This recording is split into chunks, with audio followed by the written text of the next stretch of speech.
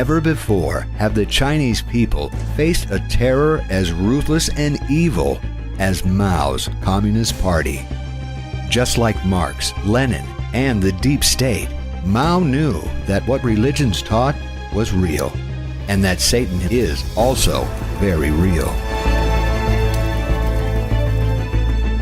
Mao sought to destroy the will of the Chinese people to the point where he believed no divine being would ever come to their aid. Through the Cultural Revolution, the Chinese Communist Party ruined a 5,000-year-old civilization in 10 years.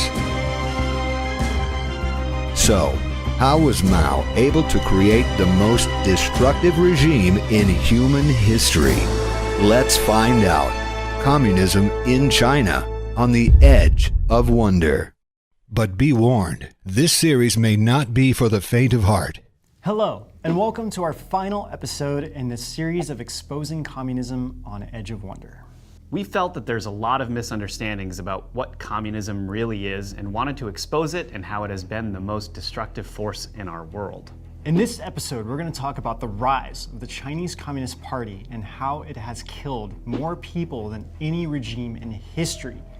We have to warn you, there are some extremely graphic details in this episode, but we feel it's necessary to tell this to show how evil the Communist Party has really been in history. So parents, you might not want your kiddos to watch this one.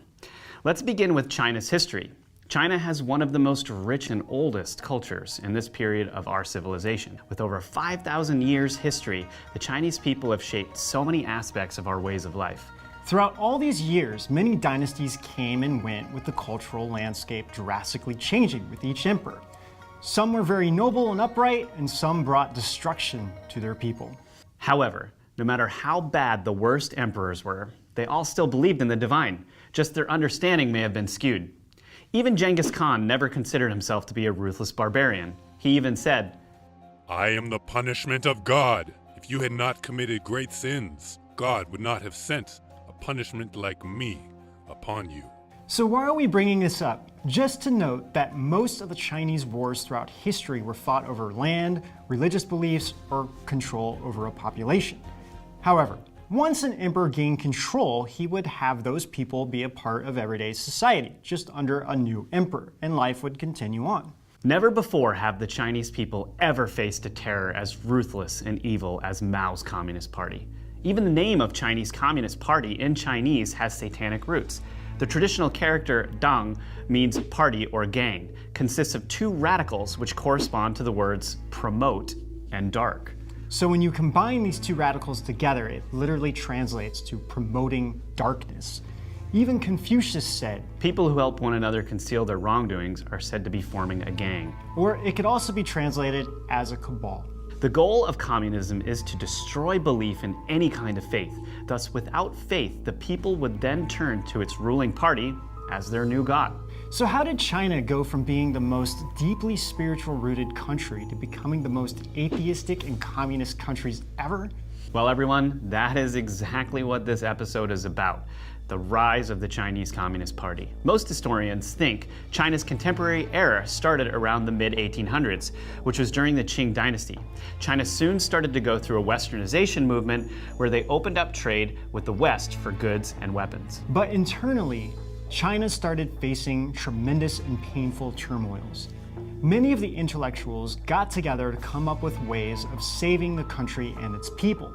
But with another war on the verge of breaking out with Japan and other national issues, their ideas only became disappointments, leading to despair. As stated in the Epoch Times 9 commentaries on the Communist Party, Like people who turned to any available doctor in times of illness, they looked outside China for a solution. When the British and French styles failed, they switched to the Russian method.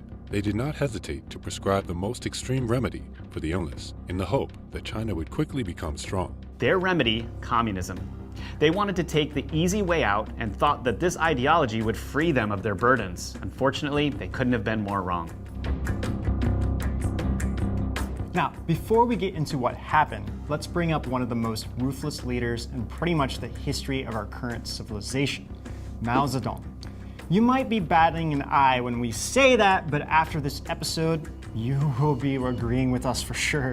In 1911, the Xinhua Revolution began against the Qing dynasty, and 17-year-old Mao decided to join the Revolutionary Army and the Kuomintang, or the KMT for short, which is the Chinese Nationalist Party, and who formed the First Republic of China. According to Fritz Springmeier, author of The Bloodlines of the Illuminati, Mao had wanted to go to a Christian missionary school, but they rudely threw him out because he was Chinese. Fritz said he never forgot this and vowed to get his revenge on Christianity and on God. So we don't know for certain if this is true, but either way, it makes perfect sense why Mao turned to Leninist and Marxist ideology after the Soviet Revolution in 1919 and started to get members in the KMT to join his Chinese Communist Party.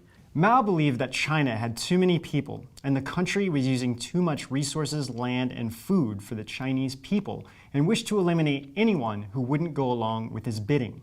Recycling that old eugenics theory, I guess. How original. He already started to form his plan, which was destroying the four olds. He felt that these would stand in his way, which for his so-called communist utopia, and these were old customs, old culture, old habits, and old ideas. In reality, he wanted to destroy traditional culture so Chinese people would forget their roots. Then it would be easier for them to accept his new communist ideology and its propaganda, such as, without the CCP, there would be no new China. As for the four olds, for example, the old habits would be referring to our faith in the divine or belief in religion. If he destroyed this, then his new Communist Party would become the new God for the Chinese people, and they can force people to worship it. The old ideas would be thoughts and ideas of ancient scholars that helped shape China to which it became before the party took over, and how almost everyone believed in virtue and karma. Old customs would actually break up the family and then install its own ideology and propaganda into the next generation of children. Old culture was actually referring to the Chinese language itself. Every single Chinese character has meaning behind it. For example, the traditional character for dragon, or long, is actually in the shape of a dragon, which happens to be on my shirt. Oh. However, now the simplified character removed the dragon and now the original meaning is lost. There's so many more examples of this. The traditional character for love has the character for heart inside of it. This meant that people love you for your actions. However, the CCP removed the heart from the character, which it now loses its original nature. They basically cut the heart out of it. The sad part is, now the inner meanings behind the traditional characters have been completely lost to the modern day Chinese people, especially the younger generation. Mao wanted to destroy traditional values, so the CCP decided to simplify their own language in order for people to forget their roots and their culture and where they came from. So how is Mao able to create the most destructive regime in human history? Just like a snake sneaking up on its prey waiting to strike, Mao was waiting for the right opportunity to arise. It was also during this time that Lenin and Stalin realized that the US would become a threat to them. So in order to combat this, they needed China on their side. So the Bolsheviks sent their representatives to China to start setting up communist organizations, and soon an alliance was formed with the KMT. Over the next 30 years, the CCP actually became an organ of the Communist Party of the Soviet Union. And Mao was receiving a monthly stipend, about 170 yuan, from the Russians. Now, that may not seem like much in today's world, but back then, the average monthly salary of a worker in Shanghai at that time was around 20 yuan. Because of these meetings, Mao's Communist Party was able to experience very rapid growth, but still wouldn't be able to overthrow the KMT. So Mao decided he would support both sides, but secretly was trying to take down the KMT from within. Soon a civil war broke out between the two sides, and Mao suffered a heavy defeat at the hands of the KMT. His Communist Party was on the verge of collapse. Then, out of fear, it loudly proclaimed that, quote, Chinese do not fight Chinese, and promised to submit itself to the leadership of the KMT. Secretly, Mao was waiting for the right opportunity to destroy the KMT, and he didn't care who he killed to win, or with what methods he used for that victory. It was basically like a warped version of the art of war. Yeah. When World War II broke out and China was at war with Japan, Mao took full advantage of the situation and concocted a plan so evil that would guarantee his victory over the KMT. Mao knew that if he had his troops fight the Japanese, he would lose. But if he joined forces with the KMT against the Japanese, the KMT would come out as the victors, and he wouldn't be able to take over China. So what did he do? He had his troops fight alongside with the Japanese against the KMT. To quote the 9 commentaries again here, The CCP exhorted people in the KMT-controlled areas to rebel, calling on workers to strike, peasants to make trouble, students to boycott classes, poor people to quit working, soldiers to revolt, so as to overthrow the nationalist government. in this way, they were calling out all of the KMT supporters to come and take a stand against the Japanese. But really, the CCP was actually calling them to their death so Mao could make sure there would be no uprising from any KMT supporters. While the battle was going on, Mao started to expand his own base. Once the KMT were on the verge of defeat, Mao then had his troops turn against the Japanese forces, and the Japanese started to surrender, and then they incorporated them into the CCP's army. For the regular citizens of China, Mao was now a hero, and he had single-handedly won the war and formed a massive army in the process and showed that his new Communist Party would lead the new China. And you can even see this in modern Chinese movies today, where Japanese are considered to be evil. Even today, the textbooks in China, which were produced by the CCP, say that the KMT ran away from the Japanese and it was the CCP who saved China. Mao quickly realized that the best way to kill off a large number of Chinese people was not through war, but through famines. As bad as Stalin's famine was, it was nothing compared to how many people died during the CCP's. In just 3 years, an estimated 40 million people died, but the real number is impossible to trace. The CCP labeled the Great Famine as the 3-year natural disaster, meaning they're saying that a natural disaster caused the deaths of the people, and this is what is still written in their textbooks. In some of the most serious deprived areas, families would exchange one another's children to eat since there wasn't any food. Writer Sha Qing shared a story about a peasant farmer who was only left with his son and daughter. One day, the father told the girl to leave the house, and when she came back, she couldn't find her brother, but instead saw oil floating in a cauldron and a pile of bones next to the stove. The next day, the father added more water and asked his daughter to come closer. The terrified girl cried to her father, "Daddy, please don't eat me. I can collect firewood and cook food for you. If you eat me, nobody else will do this for you." This was just one case, and we are sure that there were many unheard stories like this. Guys, I wish we could say we're making this up, but this is actually the reality in China's communism. Mao was also testing party officials during this time, and any official who resisted telling the truth to people and denied that any famine was going on was promoted among party members to the top ranks. One thing that the CCP did was to force the Chinese people to turn against each other and not to trust each other and call out anyone who would oppose the CCP. Children would be rewarded for these so-called good deeds and would receive high marks in their classrooms. And family members turning in other family members would actually rise in the ranks of the Communist Party. In the 9 commentaries of the Communist Party, there is a story of a school teacher in Beijing in the 1960s who accidentally put 2 characters of socialism and fall down next to each other when she was quizzing her students on Chinese characters. Her students reported her to members of the Communist Party, and she started to be criticized every day and beaten by the male students. This is a teacher. Her daughter even severed her relationship with her, and the only work she was allowed to continue on with was cleaning the toilets and the restrooms in the school. During the Cultural Revolution, it was common that fathers and sons would torture each other. Husbands and wives struggled with each other, mothers and daughters reported on each other, and students and teachers treated each other as enemies. Party nature motivated the conflicts and hatred in these cases. During the early period of the CCP rule, many high-ranking CCP officials were helpless as their family members were labeled as class enemies. This, again, was driven by party nature. Now that Mao had formed his Chinese Communist Party, he wanted to control and take over everything. China had more people than any country in the world. If people started their own revolution, they could overthrow it. He needed to make the Chinese so submissive of the party that they would even be scared to even think bad thoughts about it. This next story is one that's really hard to tell. It's about Lin Lin, the daughter of Zhang Zhixin, a dissident during the Cultural Revolution who became famous for criticizing the idolizing of Mao. She was arrested and labeled as a counter-revolutionary who refused to reform. A person from the court said to Lin Lin that her mother was going to be executed and asked her how she felt about it. Lin Lin wrote later, I was astonished. I did not know how to answer. My heart was broken, but I pretended to be calm, trying hard to keep my tears from falling.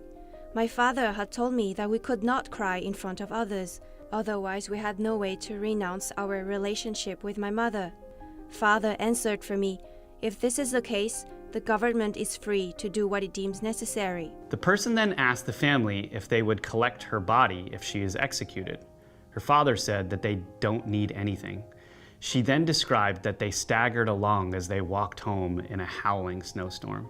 Lin Lin then writes, We did not cook. Father split the only coarse corn bun we had at home and gave it to my brother and me. He said, finish it and go to bed early. I lay on the clay bed quietly. Father sat on a stool and stared at the light in a daze. After a while, he looked at the bed and thought we were all asleep. He stood up, gently opened the suitcase we brought from our old home in Shenyang, and took out Mother's photo. He looked at it and could not hold back his tears. I got up from bed, put my head into Father's arms, and started crying loudly. Father patted me and said, Don't do that, we cannot let the neighbors hear it. My brother woke up after hearing me cry. Father held my brother and me tightly in his arms. This night, we did not know how many tears we shed, but we could not cry freely. This story just destroys me every time I read it. In the book Enemy Within by Father Raymond J. de Jager, he told stories of how the CCP used violence to terrify people into submission.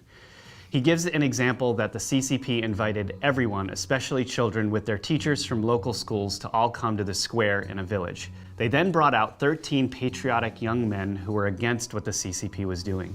Someone then announced their so-called wrongdoings as an executioner came out on stage holding a sharp knife.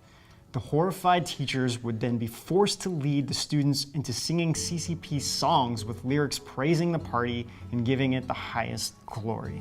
As the children sang, the executioner would stand behind each so-called criminal and cut the heads off one by one. De Jager writes, Blood sprayed out like a fountain as the head rolled on the ground. The children's hysterical singing turned into chaotic screaming and crying. The teacher kept the beat, trying to keep the songs going. Her bell was heard ringing over and over in the chaos. He goes on to write, Communist soldiers came over, cut the victims' chests open, and took out their hearts for a feast. All the brutality was done in front of the children. The children went all pale due to the terror, and some started throwing up. The teachers scolded the soldiers and lined the children up to return to school. The Communist Party would do this as many times as they could, and Father de Jager saw this happen multiple times. He then said that the children became so used to the blood and numb to the killing that some even started to enjoy it and would be unhappy if there wasn't as much blood being splattered. He also told stories of how he saw a man being skinned alive in public, how soldiers ripped clothes off 3 men and threw them into boiling water, and how a son watched his father being tortured with acid as his skin started to peel off, leaving only his head intact until he died. Violent attacks spread all throughout the country. Many of the new Red Army soldiers were the children who grew up watching the killings and torturing of others and enjoyed taking part in it themselves now. They would beat anyone who resisted the party, and they wouldn't even stop at killing babies. They would brag that the best way to kill a baby would be stepping on one leg while holding onto the other, tearing the baby in half. In fact, the CCP loves violence and bloodshed so much that the flag itself is a symbol of its thirst for blood. The CCP said that it has been dyed red with martyrs' blood, which is why some Chinese people call it the blood red flag. Mao knew that the intellectuals of China would never accept his Communist Party and the bloody killing, so he called on all of them to come together and help the CCP rectify itself. The movement was also known as the 100 Flowers Movement. See, on the surface, he called on them to have the great minds of China come together and freely speak their views in the name of freedom of thought and rectifying the CCP. What he was really doing is, quote, luring the snakes out of their holes, in which he wrote to his party chiefs. What happened next was that Mao was calling for an anti-rightist movement where he branded all of the 540,000 of them as rightists and had the Red Army and even citizens take part in brutal beatings, arresting them, forcing them out of their homes, losing their jobs, and everything else to send a clear message that if you hold negative thoughts of the party, they will find you. In the memoir, The Past Doesn't Disappear Like Smoke, there is a quote from Mao boasting about the killings in which he said, quote, "What can Emperor Qin Shi Huang brag about? He only killed 460 Confucian scholars, but we killed 46,000 intellectuals." In a world where free information is censored and mainstream media takes control, what does it take for us to hear the truth? And what happens when you go against corporate giants like YouTube? And now that the Edge of Wonder channel has been deleted off of YouTube, where do you go? Will you just accept the mainstream narrative, or will you do what it takes to make sure the flag bearers of truth live on?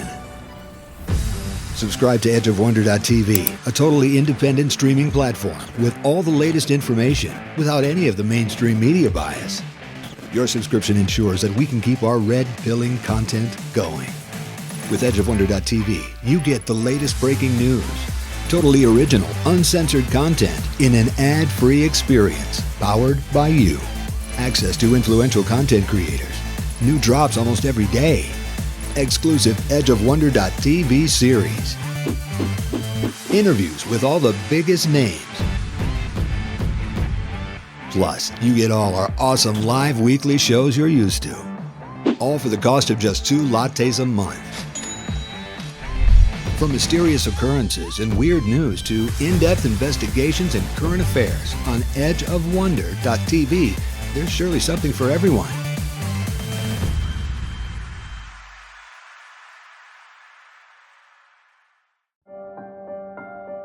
The CCP became obsessed with violence so much that people who promoted any kind of violence were praised by the party.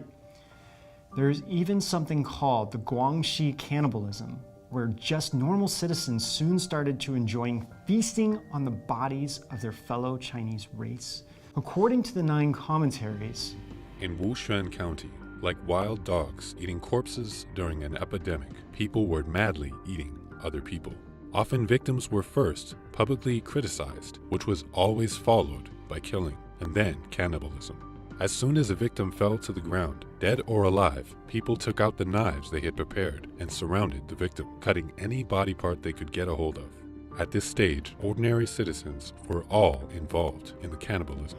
Even more disgusting and demonic, if you can get any worse, was that people would drink alcohol and play games while they feast on human body parts, even at the highest level of government organizations. Cafeterias there would actually serve human dishes. now of course all of you are probably thinking the same thing. Why and how could this even be possible, and what was the purpose of doing this? You have to understand that whether or not Mao was secretly a deep state pupil following the same path or becoming part of the Illuminati, as some people are saying, the purpose was actually to turn people into demons, so no God would ever accept them as humans anymore. Again, just like Marx, Lenin, and the deep state, Mao knew what religions taught was real, and that Satan is real. It doesn't matter what we believe, they know this to be true. So they wish to destroy and ruin people so much that no divine being would even want to help them. When people no longer believe in a righteous God, demons, rotten spirits, and all kinds of messed up stuff will consume them with the goal of dragging people down to hell. The Communist Party even created a song about it that party members still sing. There has never been any savior of the world, nor deities, nor emperors on which to depend. To create humankind's happiness, we must entirely depend on ourselves. And this goes on to our next topic, the destruction of religion. Because China had such a long and rich culture, there were many ancient temples, historic artifacts, statues, and so much more. Mao knew that in order to fully complete his revolution, he had to destroy all of this. Before the Cultural Revolution, there were more than 500 temples and monasteries in Beijing, and almost every city in China had temples. Ancient walls or monasteries full of monks and religious people. Mao sent his Red Army and incited the people that these were all old thoughts and ideas and they must be destroyed to pave the way for the new China. The people set out like a plague, destroying and killing anything related to ancient culture or religious clergymen or monks. They would force Muslims to eat pork, monks to eat meat and get married, and Catholic priests to either be exiled, jailed, or killed. If anyone refused, they would parade them around the town, sometimes without any clothes on, with signs that read, "To hell with the scriptures, they are full of shit."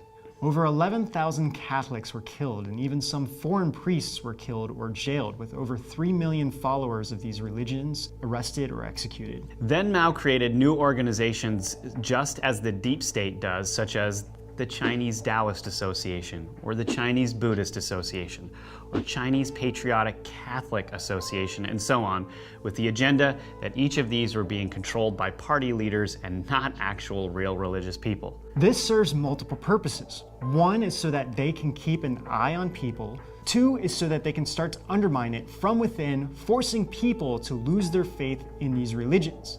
Three is for the party's own financial gain, plus many more. But no matter what faith you believed in, the party was always above any god or religion. If you pray at the dinner table, you must thank the party first before you have your food. Today, there are religions in China, but they have to be approved by the party. Most of the teachings of Jesus has been removed from the Bible in China, which sparked an underground Christian movement, which is being heavily persecuted to this day. Also, the spiritual practice, Falun Gong, also teaches that there are divine beings watching over us and that we must live by the universal principles of truth, compassion, and tolerance. This goes against everything that the party stands for, such as lies, corruptions, and violence. So the party sees it as a threat to its very existence since it's teaching people to be kind. Sadly, this is still going on today, affecting so many people in China and ruining lives, families, and forcing people to leave the country with never being able to see their families again. Now, some of you might be thinking, how and why were all of these evil communist people able to do what they did in history and kill so many people and get away with it? Well, even if you don't believe it, the deep state knows that Satan is real. They believe in it so much that they worship him. We believe that Satan sent his demon army here to destroy mankind, God, and to create hell on earth, dragging the people downward. Mao was really the manifestation of a demon to carry out Satan's wishes, with the Chinese Communist Party being the root of all evil found in this world ever in history. And to give a total of the number of lives killed just by the CCP alone, it's 80 to 100 million. And that is just a very conservative estimate. Never has a bloodthirsty regime killed as many people as the Chinese Communist Party.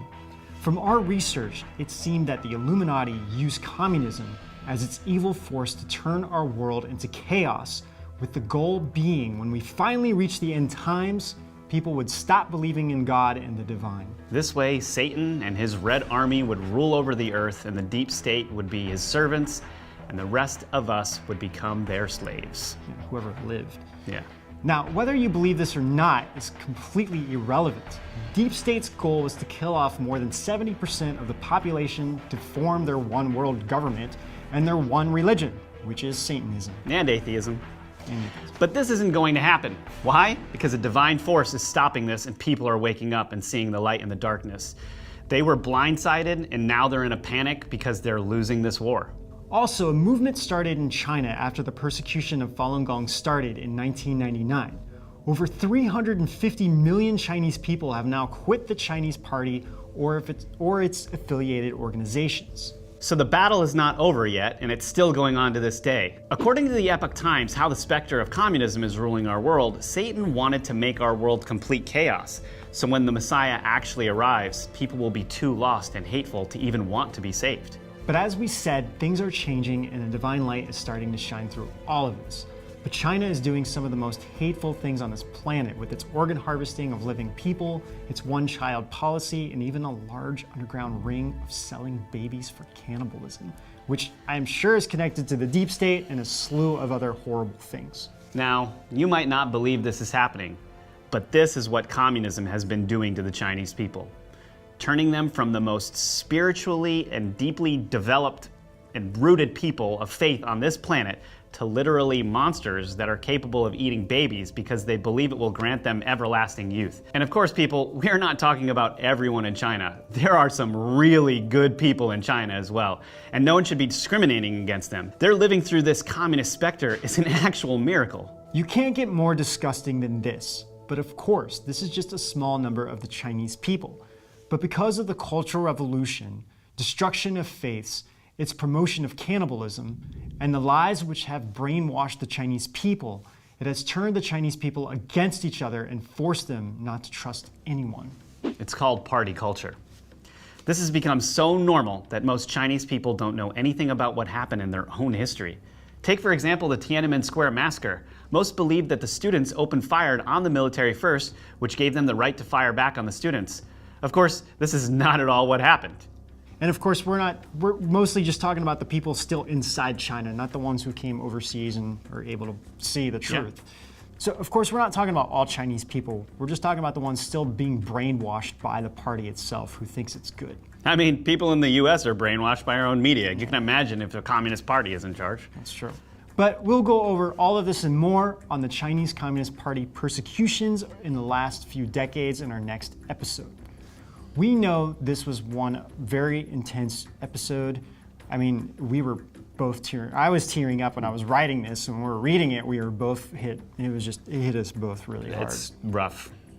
But the point of this was to really show how communism has destroyed our world and to have you guys learn the real history of the CCP and its origins of communism. As hard as it is to watch, it's important that we understand the history, so to make sure it never gets this way again. And with that, we want to thank you guys for watching our series on communism. And don't forget, just like our Deep State series, our communism series has laid the foundation for innumerable offshoot episodes.